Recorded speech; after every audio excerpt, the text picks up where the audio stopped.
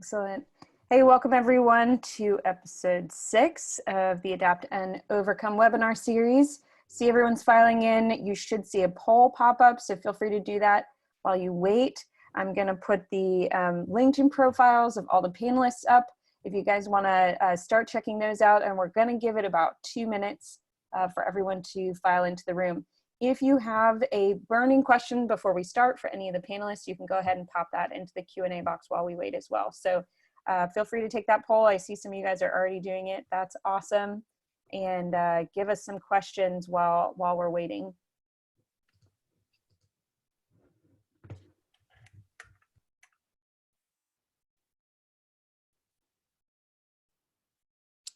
Emily, do you know if we've been able to hit live on Facebook yet? I was about to ask that question to Sean.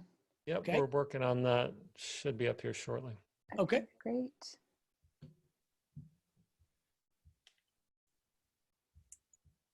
Excellent. I see quite a few people filing in. That's awesome.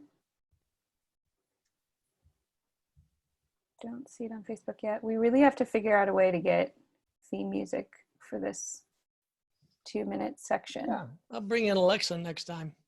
There you go. I always feel like it needs the Jeopardy music, you know?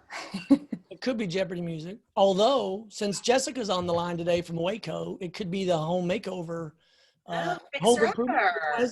Fixer-upper music. Fixer-upper. Yes. Fixer-upper. That's what it could That's be. a great idea. Because Chip and Joanna, right? That's right. And I'll tell you what, even before our mayor put a shelter-in-place order in, they were still having huge amounts of tourism. They just recognized what the draw they were, and so they shut down all of their facilities. And so they're really been leaders in this public health crisis for our community. Good for them. Mm-hmm. I am mildly obsessed. Come visit. I will. Careful what you ask for. Excellent. Well, we can go ahead and get started. So again, if you just joined us, welcome to episode 6 of the Adapt and Overcome webinar series from Alt RPO. I'm Emily, I'm the VP of Strategy here, and we're so excited that you could join us. We have 3 amazing guest panelists for you guys today. Their LinkedIn profiles are there in the chat, so you can find them and connect after the webinar. In today's episode, we're focusing on organizational transformation in the wake of this COVID-19 pandemic we all find ourselves in. Our hosts are going to have a panel style discussion with our amazing guests, and we encourage all of you to participate in 2 ways. So the first way would be with submitting questions. You should see at the bottom of your screen a box for Q&A where you can submit questions, and I'll be moderating those and interjecting them in the conversation as we go. The other way you guys can participate is if you hear a question asked that you want to give an additional answer to, or you think of a resource that you think would be really great to share, or you have a great example of something that your company's doing that you hear another panelist mention, anything you want to share, feel free to put that in the chat. So let's keep questions in the Q&A box, any other resources or tips in the chat asked that you want to give an additional answer to, or you see, you think Jessica, that's you. Your Facebook Live is working. You have a great example of. There you go. Keep going, Emily. At least Excellent. I was like, is that my voice again? I didn't even know I could do that. That's amazing. Okay, last thing I want to tell you guys is just a quick word about Alt RPO. I forgot to mention that before. Like I said, I'm the VP of Strategy here. We're a team building and facilitation company. It's 100% remote, and we're helping organizations navigate this transformation in this virtual work world that we're in now. So we are really trying to add as much value and resources as we possibly can, which is why we're doing this webinar series. And the very last thing I have to say is our host, Joseph Kopser. He's the president of Grayline, the co-founder of US Tomorrow, and executive in residence at the McComb School of Business at the University of Texas. So without further ado, Joseph, take it away. Well, thank you, Emily. And I want to thank everybody as part of the Alt RPO team that put together this Adapt and Overcome series. Both you, Emily, and Sean on your team, and new additions like John. what's so important about what you're doing is you're recognizing that this chaos, this COVID, is not waiting for papers to be published. It is not waiting for vetted academic works to be coming out. It is not waiting for a 15-person working group to come up with an answer. In fact, blogging now is so far behind. It's so 2019. The fact that you all are putting together these webinar series is a huge help for not only everyone that's on this call as we share ideas, but really everybody in the community that's on this particular webinar. But I just want to point out the value of this webinar is only as good as how much you all share it. So whether you send a link to friends that might need to understand some of the issues we're talking about, or you just want to keep it for continuity. But the fact of the matter is we're going to do this live every week talking about workforce issues in conjunction, not just with Alt RPO, but also Grayline, my private sector company, which focuses on adapting to leadership and strategy in a changing world, as well as the nonprofit US Tomorrow that I work with, which is trying to figure out how to bring communities together around the world of workforce. And now COVID has delivered basically that perfect storm of accelerating all kinds of issues. We already had concerns about the workforce. Now we're seeing all of those come to the top. And so my three guests today, Shannon, Jessica, and Art, are wonderfully prepared and talented to be able to provide specific insight. I'm going to ask each one of them to introduce themselves, and then you'll see through the course of the conversation how it unfolds that we're trying to accomplish a couple of things here. Number one, are you as an employer not getting the information you need? We hope to be able to provide some of those resources. Are you as an employee nervous or concerned about what is the future of the workforce? Or if you fall into that category that you've already been laid off, you've already been furloughed, what are your chances of returning to that job? Or perhaps better, how do you get to the next job or a better opportunity coming out of this recovery? So that's the goal of this session we have together. Let's start with you, Art, at IC Square. Go ahead and spend a second, tell the audience about how you got to now, what you're working on to set the conditions for the conversation. Take it away. Yeah, thanks, Joseph. It's really great to be here today. And really, I'm wearing three different hats in my roles. I'm a cognitive psychologist by training, and actually my last book was called Bring Your Brain to Work. And it's actually, it's really about. And now it's bring your brain to home, I guess, right? That's right. Well, bring your brain to work and at home.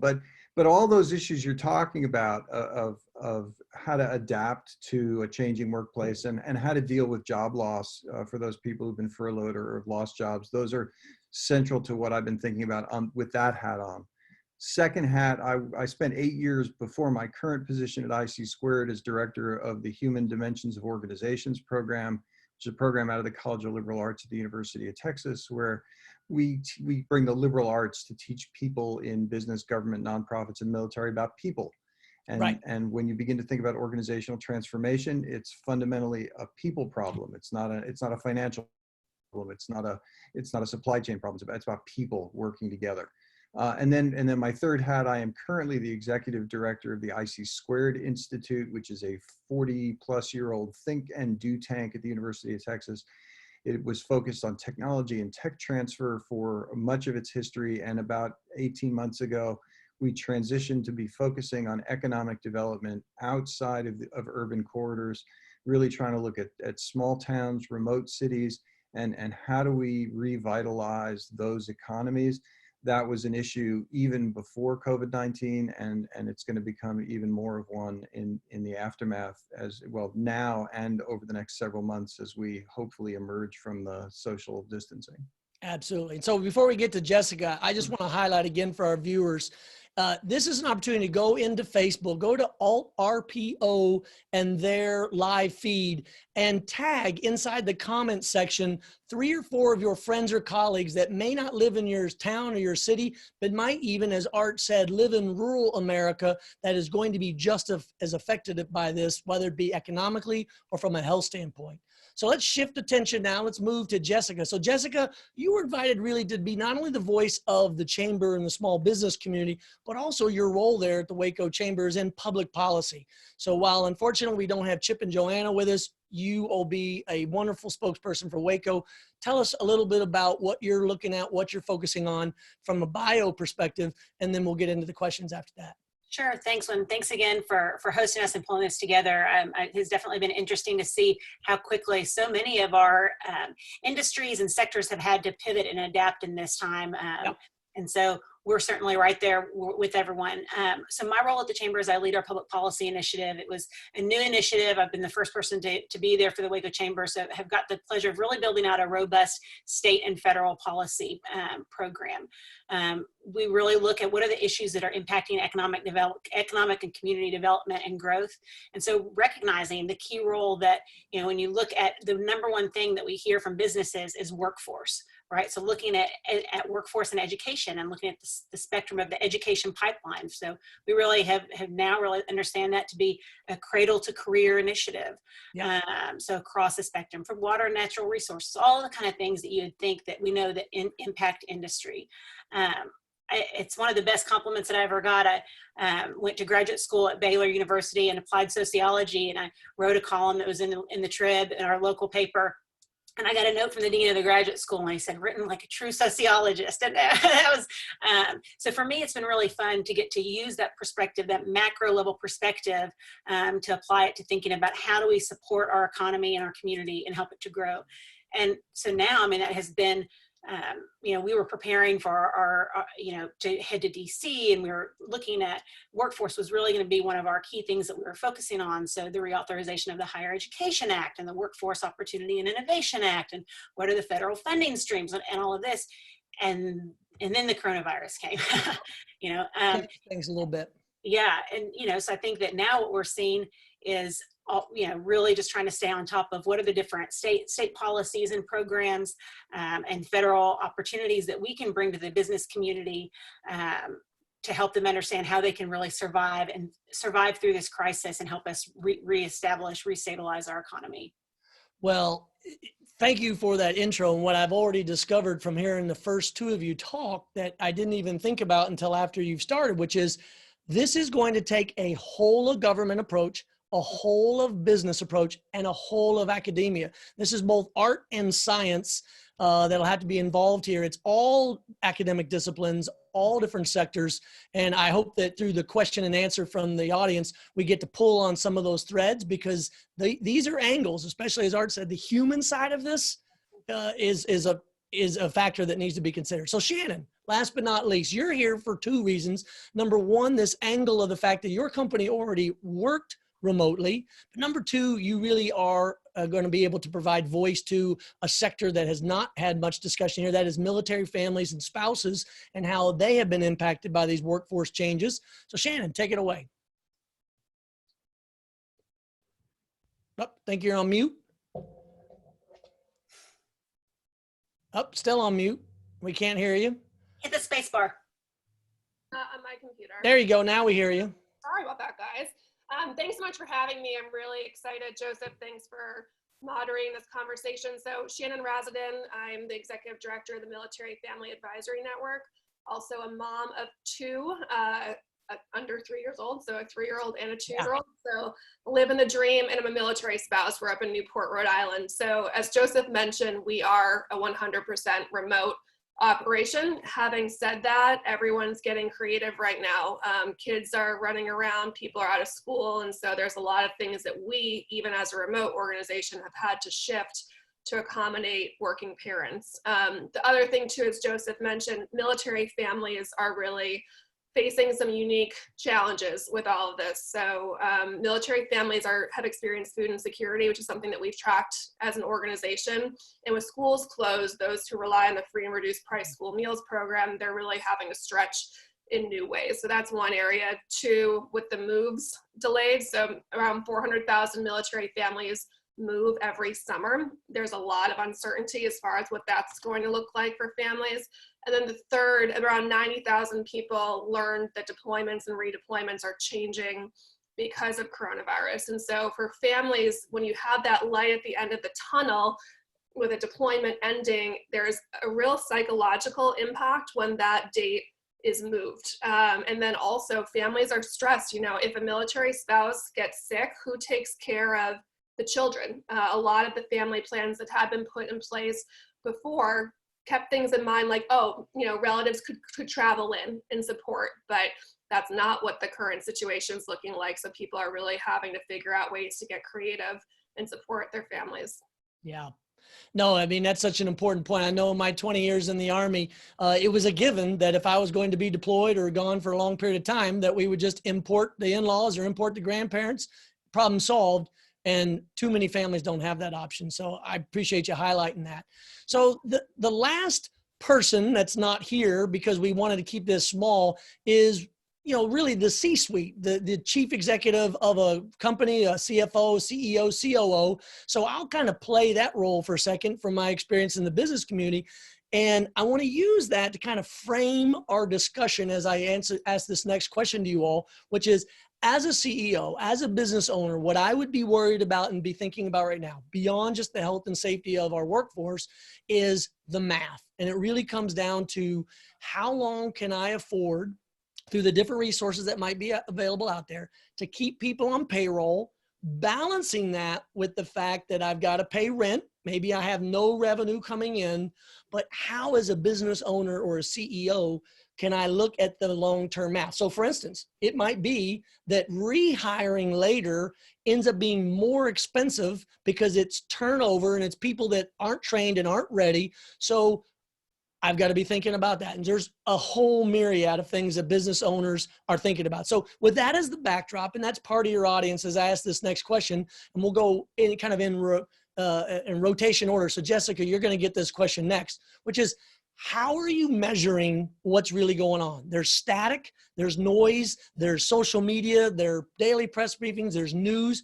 How do you really get a sense of what's going on in the workforce among employers and members so that you're able to have the ability to have the data to make decisions? So, and by the way, if you don't have the right answer, it's okay. You can say we're still building it, but I'm just trying to get a sense for our listeners of how we're measuring what's going on. Take it away, Jessica. Okay, absolutely. So I think the first thing that I'll say is the U.S. Chamber is doing a great job of compiling some of that data. So from the chamber perspective, I think all local chambers are looking to the U.S. Chamber to look at the data that they are sharing. So that's one. At the local level, I'll say that we have partnered with the African American, Hispanic Chambers of Commerce to work on the emergency task force for the mayor, and really to do that business outreach and to hear from our business community what are the pain points. So the African American and Hispanic Chambers launched an initial survey, I guess about 10 days ago or 2 weeks ago, really pushing it out towards their membership and small businesses, as well as some of our larger industry partners. So we've got some of that data, which is both anecdotal, and of course the sample size is limited to respondents, right? But then I'm really excited. We actually, Joseph, you know that we were working on launching the workforce survey with your organization, US Tomorrow, and with Polko, which has now released a survey that's free to use for communities. So I'll just encourage that to anyone who's listening. If your community has not yet started to do an employer community survey of the impacts of the coronavirus, look to Polko and Polko for that survey. So we're going to be launching that this week. We have a chamber alliance of 10 area chambers of commerce. So our hope is to really be collecting that in a more organized way. Beyond that, we've just been doing industry sector conference calls. So we started, I guess, about 2 weeks ago. We've been hosting regular calls, but really targeted by industry sector. So with our car dealerships and auto, with restaurants, with our area industry managers and manufacturers, to hear what are the different pain points that they're hearing, and with healthcare. So we're kind of doing that direct outreach with our membership. And really, so, which is more anecdotal, but we're looking forward now in phase 2 to getting that more, the analytics that will come with higher quality. To be able to make the decisions based on data so you're not going off in the wrong direction. And we'll talk more about US Tomorrow and Polko here in a minute. But let's turn to survey data and keep on that subject. So Shannon, I know that one of the biggest components of your efforts with MFAN is to measure, is to go out and figure out what's going on. Are you able to retool quickly enough to be able to put new information out in the field? That's my first question. And then my question to the audience that is listening, please put into the chat or the Q&A, excuse me, questions that you have about whether or not you're seeing it, or if it's a more of a comment, maybe over in chat, to say what you're seeing or not seeing, because that's important for us. But Shannon, are you able to retool fast enough, and what are you doing to measure the impact on military families and spouses? It's a great question. So every other year, MFAN does a really robust survey that helps us understand the current status of families. And so what we have done is expedited our coding and our reporting in key areas where we are seeing data points exacerbated by coronavirus. So things like finances, things like intimate partner violence, things like what happens with school-age children, things like food insecurity. So while this was fielded in the fall, obviously pre-coronavirus, it's new data and it's new information, and we can kind of go into this with the expectation that things are going to be different and perhaps in some cases worse because of that. But some things like, for example, 77% of our survey respondents carry debt, and a decent amount of debt. When we know that people are already stretching and then they're faced with an issue like coronavirus, it really causes people to have to figure out how to make ends meet in new ways, and often when they're not getting paid. And so it's a really difficult time. We also have an advisory board. So we have about 14 actively serving military families who participate in this advisory board. It creates an insulated group for us to get real-time feedback. They're stationed across the country and actually 2 overseas. And so it helps us figure out what's going on and creates a feedback loop. So 1, we're hearing from people, but 2, when we have information that's coming from the Department of Defense or the services or CDC, we're able to use a peer-to-peer model to get the information in the hands of families through that trusted source, which is someone in their community who's living, breathing, eating, sleeping this life as well. Yeah, well, I want to take that recommendation that you made and make sure we double underline it for everyone that's listening.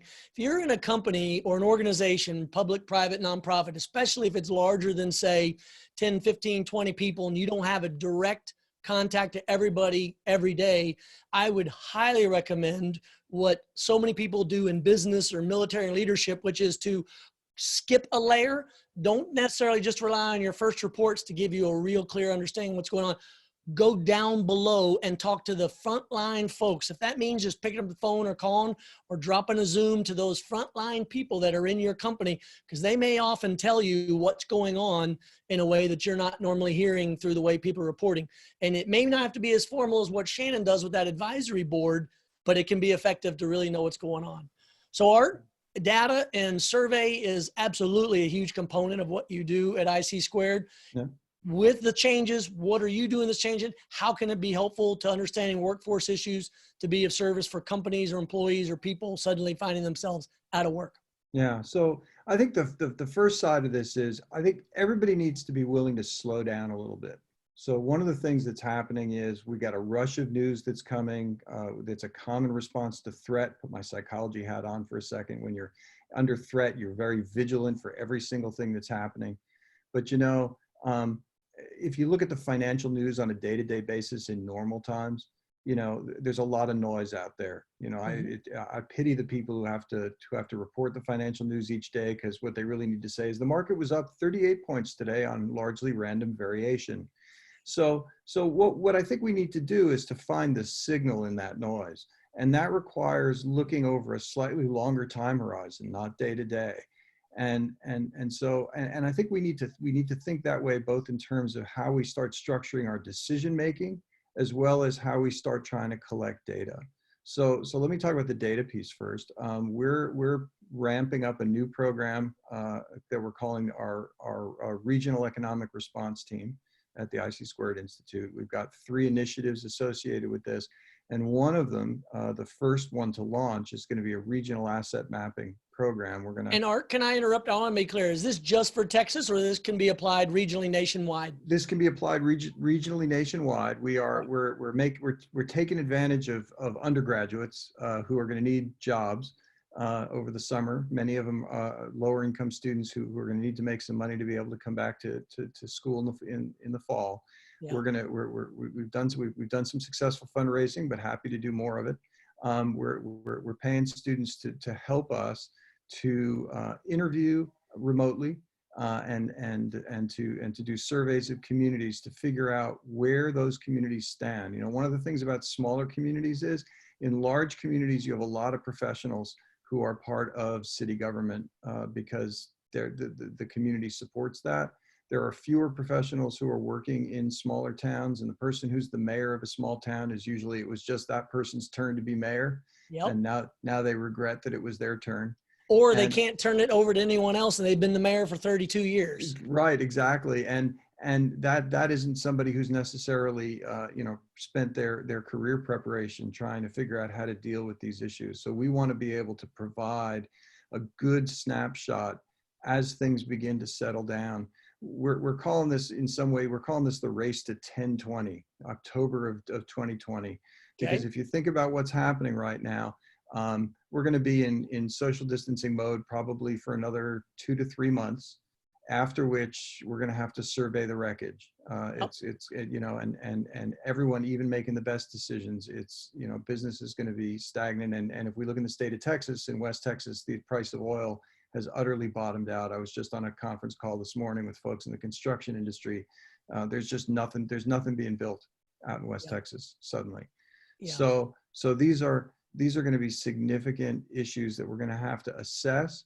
Then we're going to have to train people to really think about what are the best tools to use to revitalize that economy, and then to solve specific problems. That's going to have to be the strategy. And it starts with just trying to understand what happened. But we want to do that by looking not just at those week-to-week numbers, but really at what's happening over a longer time frame. Yeah. Well, before we get to, Shannon, you wanted to add something? I just also want to add, today is Census Day. So April 1st is Census Day. So as we talk about data and big data, I just want to put a plug. I mean, the census gives us really valuable information, and government really valuable information. And so while it's going to look different for the numerators and things like that this year, take the time to complete the census, because an accurate count will be really important as this, is fleshed out down the road. Absolutely. Jessica, you wanted to add in? Yeah, well, I was just thinking, and related to what Art was saying about thinking of this, the importance of the big picture and kind of long-term snapshot, is that the coronavirus is really a crisis that's unfolding over time, right? Like any crisis. So I had the opportunity to participate in the U.S. Chamber of Commerce Business Leads Fellowship Program. We study a lot about change management. And so really when you're looking at kind of a crisis in the arc of time of what was and what is and what will be, right? And so we're thinking about what was the predictability and the stability that we all enjoyed. What was, or what is right now, is chaos and disruption. But knowing and always keeping in mind that what will be, and it will be a different state. But for effective leadership, we really need to keep in mind of not just being here in the present, the chaos and disruption, but thinking about how can we prepare our organizations, our communities, our businesses for whatever that will be, what is to come stage of that crisis, that arc of the crisis looks like. Yeah. In fact, Emily, we're going to go to you in a second for questions from the audience, but I just want to thread all three of your points together into something that I don't think is getting enough coverage. Number one is, this is certainly a crisis. It is causing chaos, but unlike a war or a tornado, it did not destroy, let me caution, of course, except for the lives that are involved. That is without saying, so I don't want people to misunderstand what I'm saying. But it's not necessarily destroying homes. It's not destroying coastlines. It is causing everything to freeze in place. The other thing, and that goes to Art's point about just going a little slower till we understand really what's going on. The other thing is, unlike the economic recession or even the Great Depression from years ago, where in their cases, overvalued or overinflated prices suddenly saw the correct prices come and the bottoms just dropped out. The economy was doing fairly well beforehand, meaning that as soon as we're able to recover. So I think it's important as people think through this, to your point, Jessica, which is going forward, what do companies look like? And the last thing I'll say that before we go to questions from the audience from Emily is, this is also going to accelerate inside the workforce a very difficult conversation, because a lot of people who are now currently either furloughed, laid off, or even working from home are going to find that their employer didn't miss them, didn't miss their contribution, not as a person, but as an employee, and may not be hiring them back. So it's a difficult subject we'll come to in a second. But let's go, Emily, to the first question from the audience. Yeah, well, guys, fill us in with some questions. We don't have a ton of questions yet. I've seen a lot of really great comments coming up. People are jumping in. Phil has given some really great things in the chat, discussions that are going on around planning for the future in the midst of uncertainty, and some of the trends that were happening being accelerated. So I think that could be an interesting trail to go down. But guys, don't forget, if you have questions, pop them in the Q&A box. We don't have a ton of questions coming in yet, and we really would love to hear what you guys want to hear from these panelists, because they have a lot of great things to say. But so we have one from Phil, which is great, which is right along the lines of where I was going to take this, which is, what trends do you think will persist in the future that you're seeing emerge now? I think is one way to look at it. Or another take might be, what trends were happening before that are still happening and even being accelerated? I think either of those could be interesting track to go down. Yeah, I'll just, and thank you for that question, Phil. And if they don't have questions, I certainly do. So I'm like a kid in a candy shop. So I'll return to where we were. But let me give one example. And I want to go around the horn of one example of trends you see going in a certain direction. And then two, I want to get in a few minutes on resources that you found to be most helpful. Here's something I saw, and I was still shocked, even though I didn't think I could be shocked in this regard. I have a friend that's got a law firm, and very few of any of the lawyers and partners in their firm were in the cloud. They had almost no capacity to access all of their 20, 30 years worth of casework because it was all on a hard drive at the office. And I think that is a trend that's going to move forward in the future, highlighting the need for cybersecurity and all other kind of things. So Art, what about you? What are you seeing that might be a trend? Well, I think that we've really pushed the limits of our ability to do virtual meetings. And I think what people have found is, it's not as bad as we thought. And so I think we're going to see a lot more people hopping onto meetings like this. Maybe not with 75 people watching, but hopping onto meetings and doing it this way, it can be quite efficient. And apparently some people don't need to wear pants while you're doing it. But you don't know if I am. No, I'm fully clothed, in full disclosure here. But it's I think that's and I think the same thing's going to happen in education. The University of Texas has gone to all online classes and right now. And while I think there's a lot of value in getting people together in the same room, there's an awful lot more than we thought that we can do productively, remotely. So I want to key in on that point, because there's the learning point that I want to make sure that we highlight, which is, we have to decide whether or not our organization is a company or an academic institution or nonprofit, if we were process-oriented or results-oriented. And Art, you just highlighted that point, which is, if the process is everybody coming into a classroom, sitting in desk, listening, taking notes, and then standing up and leaving, if the results can be achieved by other means, it's a need for reflection. Unless the measure is something totally different, which is learning to socialize, learning to be thoughtful, learning to be in group settings, which is often the time that higher education plays a real role. So Shannon, over to you. What are the trends that you see going forward that you think are maybe going to be changed or maybe never going back to? So we've seen a lot of flexibility, and we've needed people to be flexible from a management perspective and otherwise. So that often means not necessarily working in the typical 9 to 5 window, because people are wearing more hats than they might used to. And so that's been really interesting as we figure out how to work together and how to come together as a team. But I think, and I hope that we all kind of see that teleworking is possible. As a totally remote organization, we've been really successful in creating a cohesive environment by putting in social opportunities. So things like coffee chats, no agenda, we just all get on a Zoom call and we're all going to chit chat about life. And things like that really do help build cohesion, so that when you are in a fire drill or whatever the situation might be, you can pick up the phone and you have something to connect on, and the person, rather than that person being, across the country behind a computer screen all the time. So I think that I know I've had to figure out ways of getting flexible with people. This is a unusual, unprecedented time. And so I'm hopeful that this will allow for more flexibility for working parents, especially moving forward. And that's something that will be incredibly beneficial for military spouses who often are juggling, being a single parent at home while a loved one is deployed, moving often and figuring out how to, balance a lot of competing priorities. Yeah, I want to highlight and make sure it wasn't missed what you said there. So imagine this now, you're a working spouse. For various reasons, your employer wanted to keep you to a 9-to-5 schedule for so long. Now we're proving that it may not necessarily be 9 to 5 in the office. The future workforce can look different.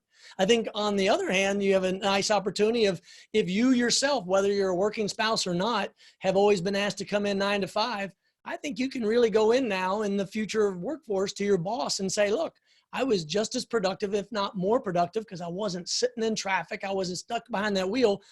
Can I do 2 days in the office and then 3 days remote, or whatever new combination? I think those kind of questions in the future workforce are going to be healthy.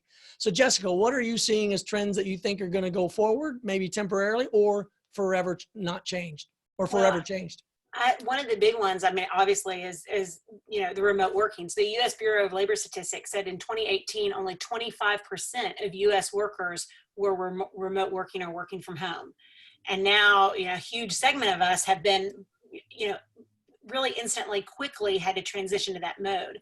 And I think that, I was looking at a report on from the World Economic Forum, and it was talking about how remote working works across all the different layers. It works for individuals because it gives them the flexibility that they need, whether that's in terms of childcare or other aspects. It works for the businesses. Businesses are having to really develop and fine tune their resiliency, their adaptiveness, and they're doing it. They're stepping up to the plate and they're learning. And then of course it kind of works from a macro social level. Right now, from a public health standpoint, it's what we need to be doing. So there's all these benefits. So I think it's interesting to think about, in Texas, we were, in March had record low unemployment. All right. So 3.4% was Texas. And yet people weren't working from home. And now, to your point about people are working from home and they are being productive, I think as the labor market kind of emerges from this, I think there's a very strong case. I think that companies who are looking to attract talent and retain talent, people who have enjoyed the flexibility of remote work, that's going to be a real draw to attract and retain talent. So I think that we can expect that to become more of a necessity moving forward. A trend I haven't heard yet, twofold, that, one I have and one I haven't so much. The one trend that I have heard is that we are certainly going to put on a higher pedestal, if you will, healthcare professionals. It's going to hopefully accelerate the conversation about a social safety net in this country and what it means from a health standpoint. But there's another group of unsung heroes. Obviously, the police and fire and healthcare professionals in this are doing amazing work. But there's an unsung group out here that I hope will get more respect, which are teachers.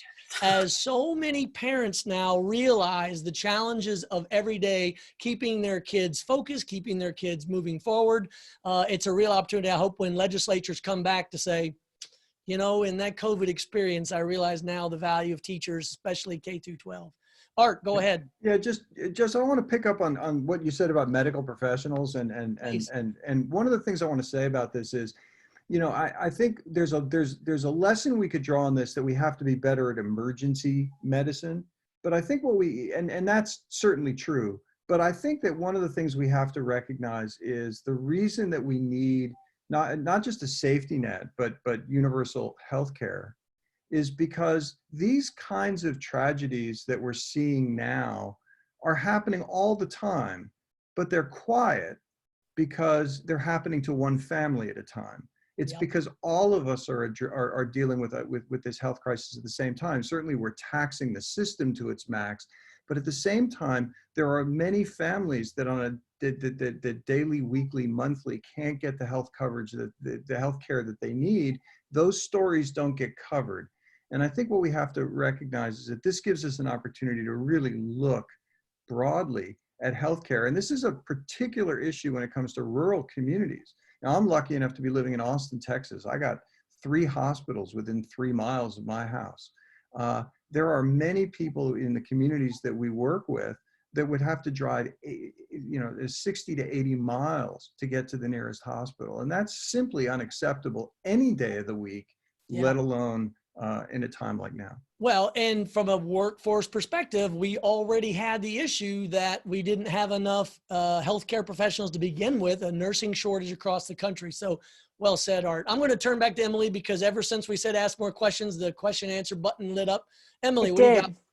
Well, I think this would be a good segue. I know we were talking about trends, but Grover asked a great question. What past practice or perspective, cultural or business related, needs to be left behind in order to rebuild better? I think Art kind of already answered it. So, if you have anything to add, obviously go for it. But I think that could be a great segue from where we are right now. Yeah, Jessica, let's talk with you. What are you hearing from companies that now going forward, we're going to build better going forward in the future? And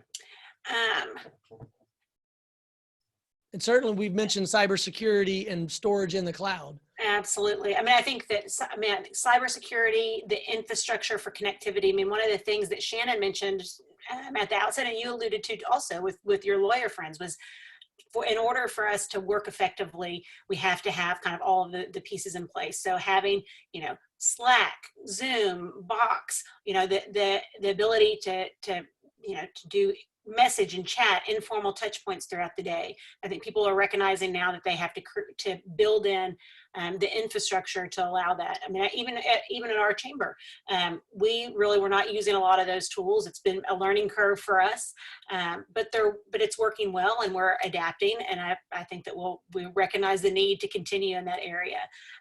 There certainly is a lot of concern around cybersecurity. Yeah. Well, before we go to Shannon or Art to finish, let me do a shameless plug for US Tomorrow.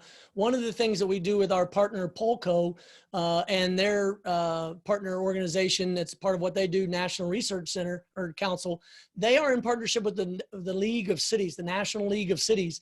They're trying to get real data in real time of what's happening to residents and employers and businesses. Because if we just rely on social media, it'll be the loudest person in the room who's probably sitting in their basement with 5 different accounts and 10 different bots just yelling and screaming into the Twitterverse. And that's not helpful for policy leaders. It's not helpful for business leaders. So I hope that going forward, we're going to have better data, and that's one way to do it. Shannon or Art, do you have anything to add on that in terms of what we could do building better going forward? I think it goes back to the connection piece and figuring out those intentional opportunities to connect. We all are feeling what it's like to feel isolated right now. And I think that I'm hoping we see an intentional move to creating opportunities for social connection when we do go back to whatever that new normal is going to be. We as an organization are hosting very informal events for military families. Last night we hosted a trivia night. This morning we hosted Miss USA actually read a book to military kids. And so we're just trying to figure out ways to give people a mental break. We're being hit with so much information right now that you just need to figure out ways to unplug and focus on interpersonal connection. And so I'm hoping that's something that we do moving forward. I think that we've gotten very, there's a balance here, right? Like we can become very digitized and using the internet and things like that, but we cannot forget what it feels like to feel isolated. And so I'm hoping we can find a happy medium in a few months. Well, let me just build on that. When you look at the perspective of workforce, the former Surgeon General, who I believe left office in 2017, wrote a book, and almost all of his professional research is looking at the problems associated with isolation. And that was before COVID. In fact, there was a great, Emily, I don't know if you can link to it. There's a great podcast with him and Tim Ferriss in this last week talking about how bad isolation was for our country to begin with and now going forward. So from a workforce perspective, I believe the takeaway there is that we have to start seeing the people that we work with less as individual people who just come in and punch out, and try to make sure we absorb them more as a fabric of what we do. And then conversely, our neighborhoods. I mean, I've spoken to my neighbors more, and I'm guilty of this. I've spoken to my neighbors more from a distance in the last 4 to 6 weeks than I have in a long time. So Art, anything to add on that idea before we go to our next question? Yeah, just one quick thing, which is, I think that this is really highlighting the importance of those three main sectors that underlie an economy: business, government, and education, and academia more broadly. You know, I think that for a long time, business was ascendant. And so we were saying everything should be run like a business, government should be run like a business, university should be run like a business. You know what? All of these sectors bring different expertise to bear. Yep. We're learning now how important it is to have government agencies that are dealing with coordination, with healthcare, with providing a safety net. We're seeing, of course, the value the business has in keeping people employed, and we're seeing the value of expertise. Academic research has come to the forefront both in medical issues, but also in helping to think about new ways of driving the economy. I think if we rebalance those sectors a little bit moving forward and help each of us to work together more effectively to bring all of these different strengths to bear, I think we'll be stronger for it as we move forward. Well said, Art. And I just want to take a moment to reflect on how happy I am that we have someone from the military community, government, someone from academia, and someone from business on this call. Hopefully it'll add to a richer conversation going forward. Emily, any other questions that we can address? Yeah, I think there's been a couple of questions around how we see changes or adaptation with kind of the high travel consultancy side of the business sector, as well as someone asked a question about changing things with online learning in terms of, they gave an example of a high school senior turning down a football scholarship, looking at studying online. Will there even be football? So, there's a lot of changes with things like live sports, live events generally. I know Shannon probably does a lot of live events in her line of work. How do you see those live in-person gatherings, whether they be business related, academics related, or even, one-on-one consultancy related, changing as we go forward? Anybody want to take that? Shannon? Happy to jump in. So I think that for us, it's been really important that we have contingency plans for our contingency plans. There's a lot of questions right now as far as when are we going to get back to normal? And so for us, we host a really big event every other summer. We bring in 50 military spouse influencers from around the world, and we call a solution summit. That's scheduled for July. And so right now we are obviously monitoring like everyone else is, but it's trying to figure out when is the right time to make that call and shift. And so what types of plans can you put in place so that there is a backup, or you communicate effectively with your audience as far as how you are monitoring, how you are putting their health and safety first, but also, we have objectives and we have goals that we've set as an organization. So I think that's really important. There's a lot that can be done online. There are just some things though that are better suited for in person. And so I think that the travel industry has taken a huge, huge hit with all of this. And I'm hopeful that once we do get back to normal, we're able to hopefully give them the boost that they need. And as far as I was on a call with the Secretary of Defense last week, actually, and we were talking about how the military is responding. And there are more questions than there are answers right now. And so I think that we all kind of have to get comfortable and more comfortable operating in that gray area and just planning for what we can plan right now and focusing on what things are going to look like for us once this cloud does lift. So for us as a nonprofit, relationships and rapport with our funders is really important. That's our lifeblood. So what can we do now that's not necessarily asking for a donation or asking for money, but is, focus on that relationship, focus on what we can do together once the economy does rebound from all of this and keeping it going. Yeah, Art or Jessica, Art, please go ahead. I just one of the things that's interesting to me is so we're certainly learning that there's a lot we can do remotely, but let's talk a little bit about why face-to-face stuff matters so much. And I'll give two pieces to this. One is there's a lot that you learn about people and workflow and things like that, not from having people talk about what they're doing, but by observing what people are doing. Those observations are hard to do over a screen. All you're seeing is right now is a bunch of faces. and we're on reasonably good behavior because we're being watched, right? So there's, which is very different from walking through a factory floor, from walking through an office floor, from mixing with people in a much more random way. There are fewer happenstance interactions that happen when people are isolated. So I think that's one issue that's important.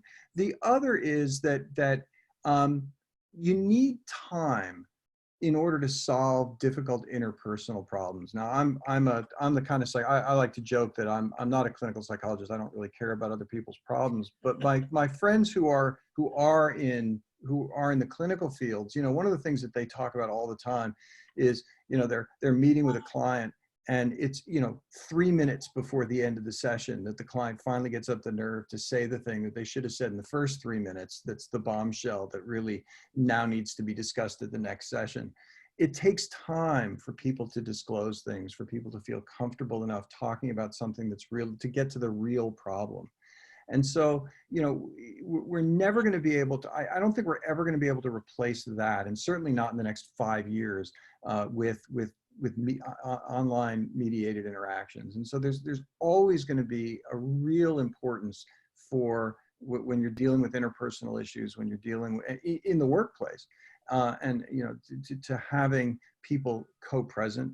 And so I don't think we're going to eliminate the need for travel. I don't think we're going to eliminate the need for in-person meetings. I just think we're going to discover that some of the meetings that we had probably could have been done online.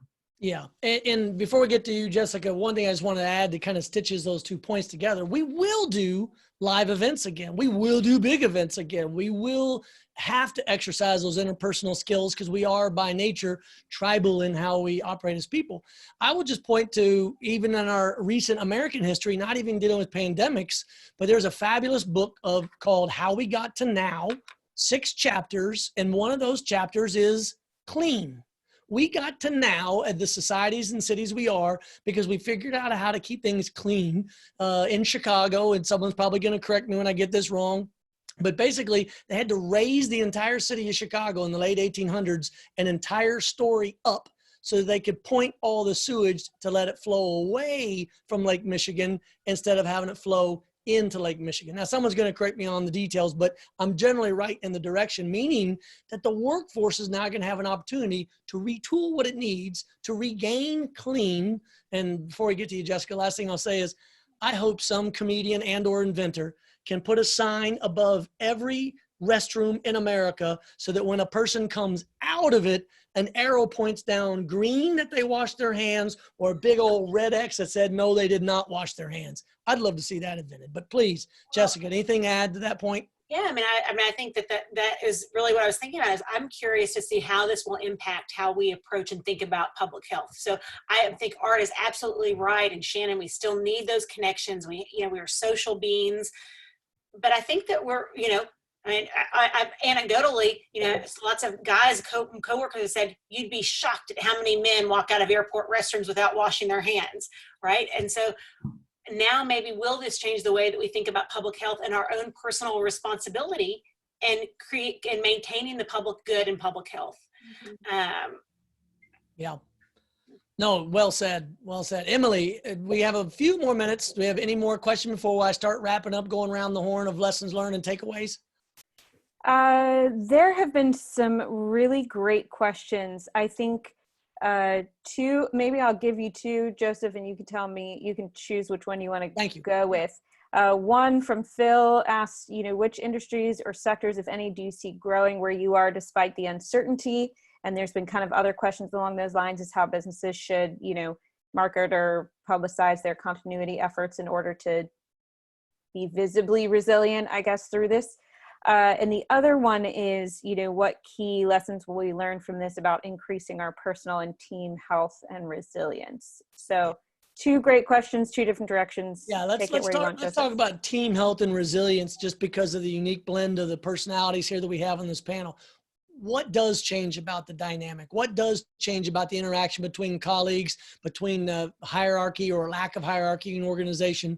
What do you see in Art? This is probably something that you think about the most with your discussions. Yeah, one of the things that's been really nice to see is the degree to which people are looking out for each other. I mean, you talked about you're actually talking to your neighbors, but we see this in the workplace too. We see people checking up on each other, finding out how they're doing. We see a lot more, caring across levels of organizations. So I think there have been times where the upper levels of management have been a little bit cold, and I think you're seeing a lot more concern and people really checking up. My hope is that that's something that continues, that we sort of recognize a little bit more of the common humanity.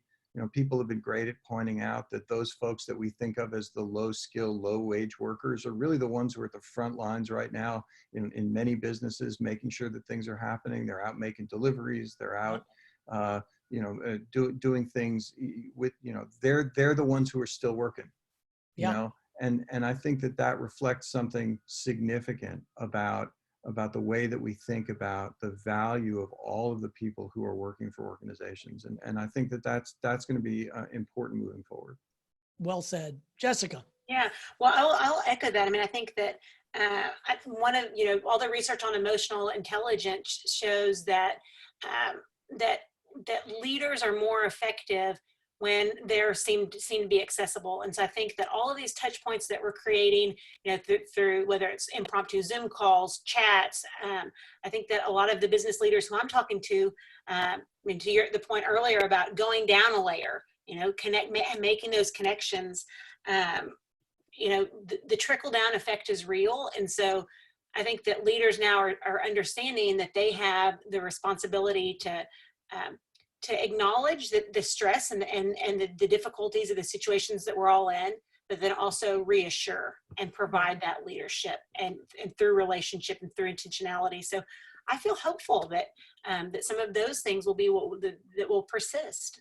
Yeah, what you said reminds me of something I was taught long ago by platoon sergeants in the Army, which is the people that work with you and for you, they do not care how much you know until they know how much you care.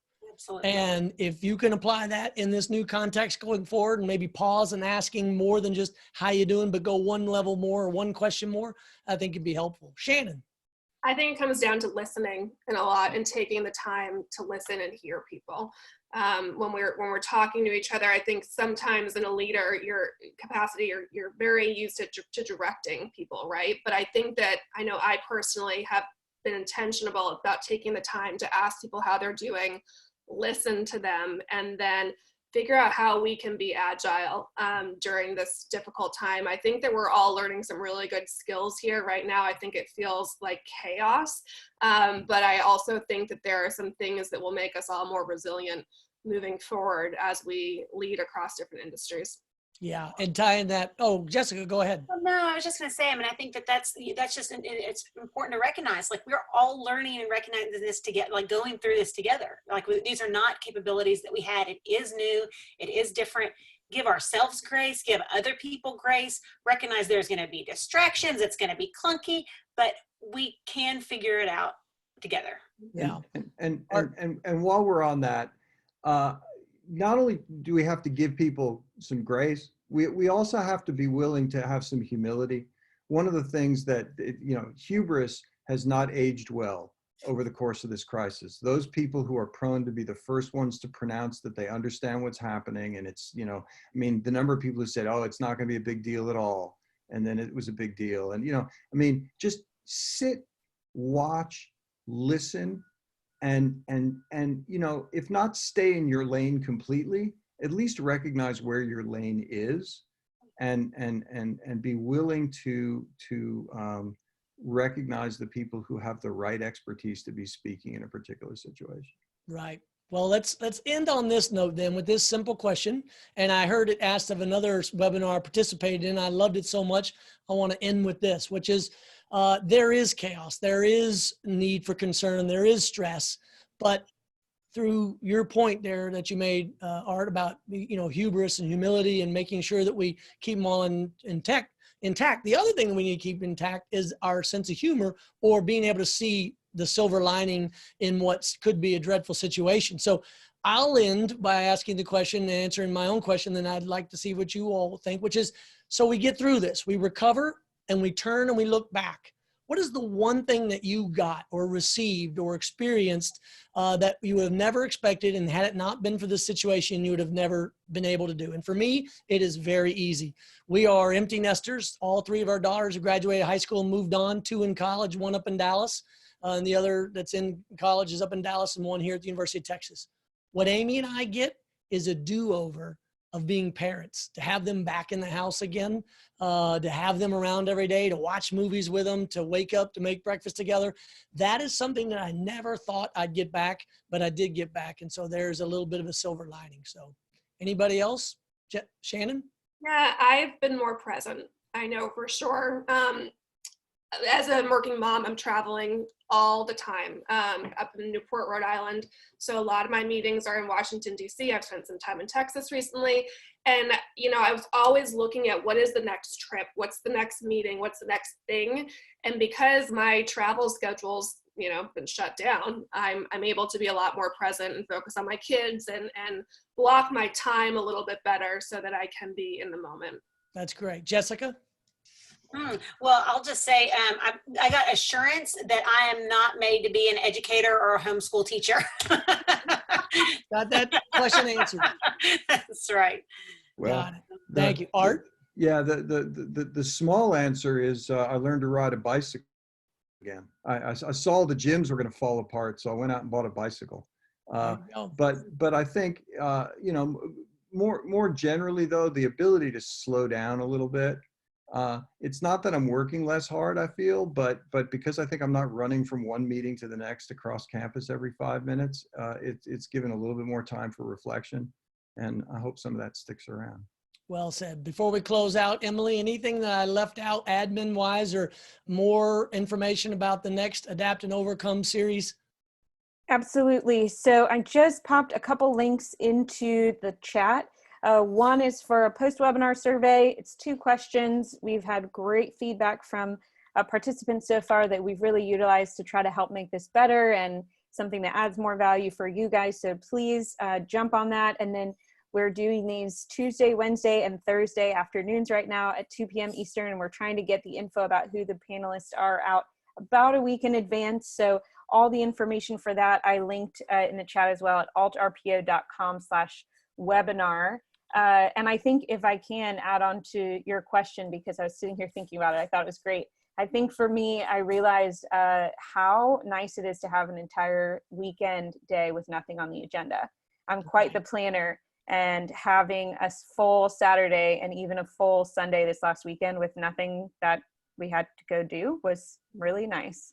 Well said. Well, I'll end this webinar like I end all of the online interviews I've been doing the last 2 weeks, which is to first and foremost remember those sick and those healthcare providers that are really truly the front line. Secondly, let's remember those that are now out of work with the stress, especially April 1st here today is due, bills are due, to understand them. And then thirdly, for all those small businesses and entrepreneurs and nonprofits that are kind of the third tier, if you will, that need support and resources, that's where I'm focusing my efforts. And this webinar today on workforce readiness and what we can do with workforce of future kind of helps me feel a little bit more optimistic. I appreciate my guests being a part of this today. The links are there. Do not stop the conversation here. Continue to share information. The news is changing faster than any white paper or studied group or government task force could ever get to. Share it in real time. You can find me on LinkedIn at Joseph Kopser. You can find me on Twitter, Joseph Kopser.